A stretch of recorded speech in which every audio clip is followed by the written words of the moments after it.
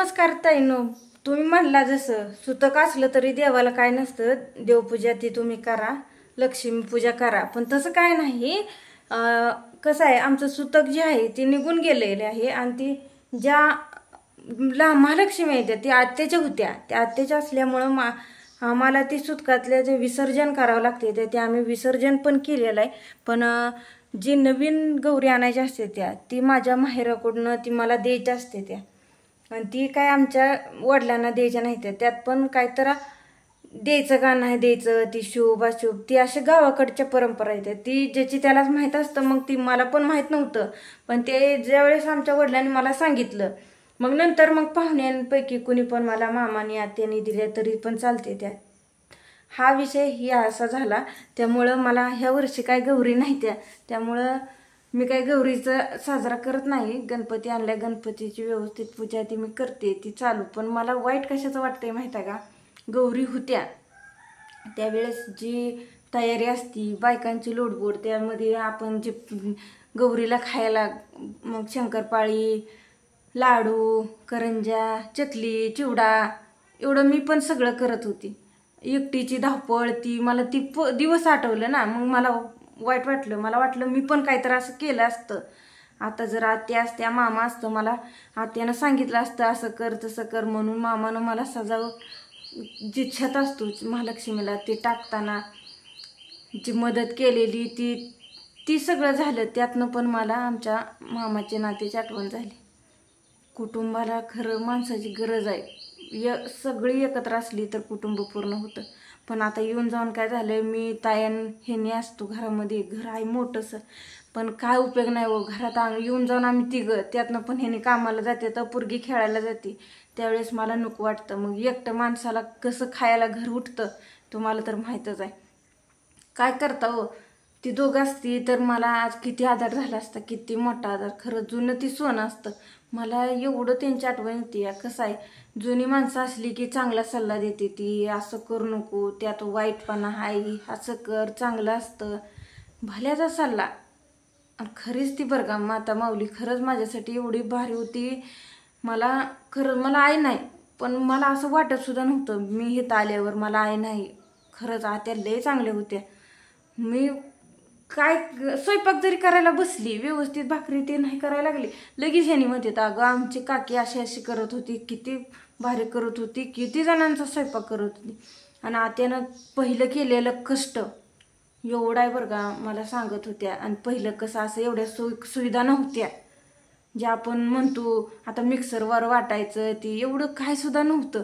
अक्षरशः बारकी बारकी लेकरं घेऊन त्या कामं करत होते त्या टायमिंगला. ती पण कसली कामं, रानातली विहिरीची कामं, ती विहीर स्वतः खोदून करत होती. आता होतंय का, आता मिसणे आले आहे कर ती कर. पण ती बघा जुनी माणसं एवढं कष्ट त्यांनी केलं तर त्या माणसांचं आमच्या जीवनात तर लय महत्त्व आहे. पण थोडाच काळ आमच्याबरोबर घालवला आणि ती निघून गेल्या आमच्यापासून, ही जगच सोडून गेल्या. एवढं वाईट वाटत होतं. ती क्षण कधीच येऊ नये एवढं वाईट वाटत होतं.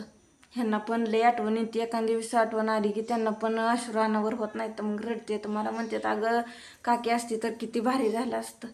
आणि खरी किंमत आम्हाला सणवार आली की त्यांची होती बघा. कसलं भरलेलं घर सगळं असं रिकामं होऊन गेलंय. मग आठवण कशी यायची नाही सांगा बरं. मला एवढी आवड नाही, पण मामाला एवढी आवड होती. मला म्हणायचं आपण असं करू तसं करू, छोटी छोटी खेळणी एवढी भारी आणली ती बघा. ती तसंच आहे बरं का. आम्ही जे गौरी आहे तेवढ्याच विसर्जन करणार आहे. बाकीचे जी खेळणी ती आहे ती आहे तीच. मुंबई पुण्याला ती सर्व्हिसला होतं मामा, तिथं त्या ठिकाणी मग त्यांनी तर मुंबईची सगळी बघा ती छोटी छोटी भांडी फळं ती असतात किंवा कलरची ती बारकी एवढी भारी बघा. काय मस्त एवढं भारी काय नाही. माणूस जातं पण माणसाच्या आठवणी नुसत्या मागं राहते त्या. मामा असतो म्हणजे आज वेगळंच राहिलं असतं. पण मामाला पण असं अचानक गेल्यामुळं वाटत नव्हतं. पण एवढी प्रकृती ती भारी होती. फक्त चक्कर येण्यामुळं जर माणसं जात असली, बरेचशा डॉक्टरने अटॅक आलाय म्हणून हे कारण सांगितलं. पण आम्हाला वाटत नव्हतं मामा असं अचानक आमच्या जीवनात न जात्याला. माझं पण सकाळचं सगळं काम आवरलं, पूजा केली, गणपतीला हराळी आगाडा नाही जायचं आहे अजून, कारण ह्यांना डबा करण्यात वेळ गेला.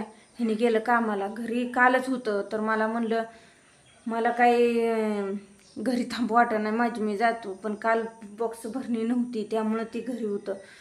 आज नको वाटायला लागलं त्यांना घरी बसायला, पण म्हणायला लागले जाऊ दे अगं घरी तर काय बसवण्यापेक्षा काय तर 4 पैसे येते म्हणून गेले आहे. मला पण त्यांनी जेवढं घरी असतील तेवढं बरं वाटतं. भले त्यांनी ना काम करू दे, पण कसं वेगळंच वातावरण राहतं. घरी असल्यावर ताई पण खुश असते, ताई पण घरी न कुठं जात नाही. ह्यांनी जरा नसू द्या, हाय का दिसते का तुम्हाला कुठं सुद्धा नाही. खेळायच्या आरी पडती, मग तिच्या आत्याकडे जाते. ती आत्याचं तिचं नातं एवढं परफेक्ट आणि घट्ट झाले. मला म्हणते मम्मी मी जाते आत्याकडे, हळूच येते माझ्याजवळ. मला म्हणते मी जाते आत्याकडे. तिला आत्याकडे जाय एवढं आवडतं ना, एवढं भारी वाटतं तिला. थांबत नाही घरात कसली सुद्धा, लगेच जाते निघून. ती ताई आत्याकडे जाते, ती इकडं तिकडं जाते. पण कधी मोठी झाली कळलं सुद्धा नाही. केवढं छोटं होतं, 6 महिन्याचं होतं त्यावेळेस मी घेऊन ह्या घरात आलती. एवढं छोटं बाळ आज केवढं झालंय. बघता बघता दिवस निघून जातात, काय राहत नाही हो. सगळं बदलून जातंय. आज ती 4-5 वर्षाची झाली. कसं दिवस गेलं, कसं केवढं एवढं लहान होतं त्यावेळेस, किती मस्ती करायची, रडायची. आता तीच चालते, पळते, कुठं पण बागडतंय, खेळतंय. मुलींची खरंच वाढ भरपूर आहे. कारण आजी सुद्धा म्हणायची लेकराची वाढच उकंड्रेवणी असते, पुरीची जात नुसतं वाढत जात. आणि ते खरंच आहे बरं का. कधी ती मोठी झाली कळलं सुद्धा नाही. मला ताईशिवाय करमत पण नाही बरं का. मी किती म्हणलं तिला जा अण्णाकडे शाळेला, पण नकोच म्हणते. मम्मी मला तुला सोडून जायचं नाही म्हणते. काही जणांना वाटतं मुली नसावत्या, मुलंच पाहिजे ती, का तर मुलं वारस घराचा दिवा लावतो. तसं काय नसतं. मुलींना पण तेवढंच महत्त्व दे. कारण आता काही सुद्धा राहिलं ना पहिल्यासारखं आहे का काय. मुली पण आता उच्च शिक्षण घेते, त्या पुरुषाच्या खांद्याला खांदा लावून काम करते त्या. मला सुद्धा काय वाटत नाही. मी तर कधीच भेदभाव करत नाही. अजून एक देवानं माझ्या पदरात मुलगीच दिली तर मी काय सुद्धा अडचण म्हणणार. कारण मुलीच खरं मला माझा जीव लय माझ्या पुरीवर. मी कधीच तिला ही करत नाही, कारण माझं जीवनच ते. मी सर्वस्व तिच्यातच बघते सगळं. मला एवढं तिला कधीच मी राग करत नाही, काय नाही. जे काय असेल ते समजून सांगून ती पण माझं ऐकते. त्यामुळे मी कधीच तिला हे करत नाही. आणि मुलामध्ये भेदभाव करणारे ना खरंच नालायक वृत्तीची असते ती बरं का. ती मला म्हणायचं नव्हतं असं, पण कधीच बरं का कधीच भेदभाव करू नका. कारण मुली ही दोन्ही घरचा दिवा लावते. ती कसं आहे, सासरी नांदावं लागतं तिला आणि माहेर घरी पण असते. माहेरात पण नांदा जायची म्हणून ती कोणाची नसते. सासरी पण आल्यावर कसं तिचं जगणं वेगळंच असतं.